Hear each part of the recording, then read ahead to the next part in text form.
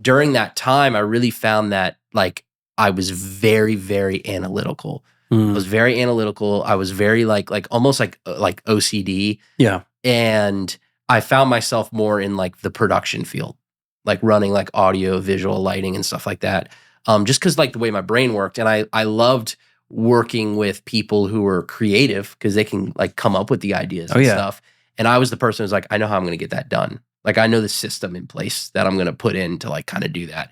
So that was kind of like early development of like, I really feel like I'm a systems person. Yeah. Like I love. And you need a good system in order to be successful. Absolutely. In your business. Absolutely. Like you really do. If you don't have a systems person or if you're not creating systems, I know it sounds so boring. Like if my wife were sitting here listening to this, she'd be like, I've got to turn this off. But I'm telling you, if you are not building some sort of system, whether it's like a hiring system, like we're talking about where you're at right now, you're needing to hire someone for growth and absolutely. Sales side. I mean, I take a lot from I love Donald Miller.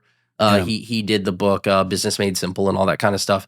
And one of his analogies was relating a business to an airplane. Right. So all the different parts need to be working, right? So you have, one wing is sales, the other wing is marketing and like all that kind of stuff. I don't want to botch it because I will, but basically the idea is everything needs to be in balance so it can work. And I think building a system is the key to multiplication. Yeah. Right. Because if I am the system, if the system doesn't work unless I'm there, I'm capped at only what I can do. Yeah. But if I can create a system and then let it run, right? A good business owner can build a system, let it run, leave for a year, come back in a year, and it's still there. Especially these days, man. Like we talk about this podcast when we're building this, like the idea is to automate everything. Yeah, absolutely. And I feel like in the time that we're living in right now, AI is taking over. Oh, yeah. Like it really is. You got to utilize it too. Oh yeah. I think what we are witnessing right now is our fourth industrial revolution. Yeah. We really are. I think we are still at the tip of the spear when it comes to AI being integrated into almost everything that we're doing. I was talking to a guy today at a print shop, and he was saying, I've started to use ChatGPT, but I don't really know how to use it.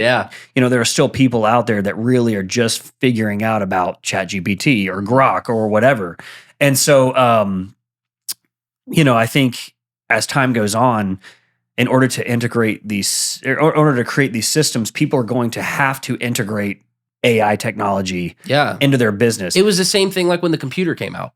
Yeah, right? absolutely. The computer just replaced jobs, right? It replaced, I don't have to, add things on my hand anymore or multiply or do formulas because the computer's going to do everything, right? Yep. And I think AI, like what you're saying, is like, that's just kind of the next integration. It's like, you better get on board because that's it's going to pass like people by. Yeah. It's going to pass people by so fast, man. And I really believe that AI is going to take over, sadly, a lot of jobs. Absolutely, yeah. And I'm already seeing it. I was in New York City. This is what's crazy. I was in New York City last year, and I went to a big magazine. And I won't say the magazine, but I went there and with someone for an interview. And I thought to myself, I was like, man, the last time I was here 10 years ago, this was a massive building with, I don't know, a few hundred employees that were working here. They have integrated AI to the point now where they're in a shared space and there's only 8 employees that are running this big magazine. Wow. And it's a massive magazine. Like it's crazy. And I kept asking that. I asked, one of the managers that was running, the 8-person team that was there. I was like, what happened? He's like, technology happened, man. Like we got rid of the building. We now have 8 people in this shared space. It's not even, they don't even own this space. Wow. It's a shared space. And then, they have a few other teams like in Dubai and, the UK and Asia. But really it went from like, a few hundred or 1,000 employees down to maybe less than 100. Jeez. So all that overhead is now gone. way down, gone. And yeah, but you can only have that if you have a system, right? Because Only you if you have have a system. you have to, I get really like, I think like my OCD is very a blessing and a curse. Yeah. I love it sometimes because it helps me stay on top of things, but then I hate it other times when I can't turn my brain off. But just really understanding and being on top of like, okay, this is the input. These are all the steps that need to happen. And then this is the output. Yeah. And obviously the final output is net profit, right? I make money from this. Yep. And I just think that's so important. That's so often I see so many people and I love my grandfather. So going back to my grandfather, he was an accountant, right? So he was really, really good. He's really knows good. numbers. He knows numbers and he knows how to make a business stay afloat. Yeah. Because he used to work in big hospitals up in New York. Yeah. And it was like these, like New York City, really bad part of town. And he would have to learn how to read all these like financial documents and stuff, like financial reports. And he would say, yeah, like we're not doing too good or we are doing good and that kind of stuff. And that's a whole other story. But he really knows how to keep a business afloat. Yeah. And which is important. And to keep the profit there. So I've learned a lot from him.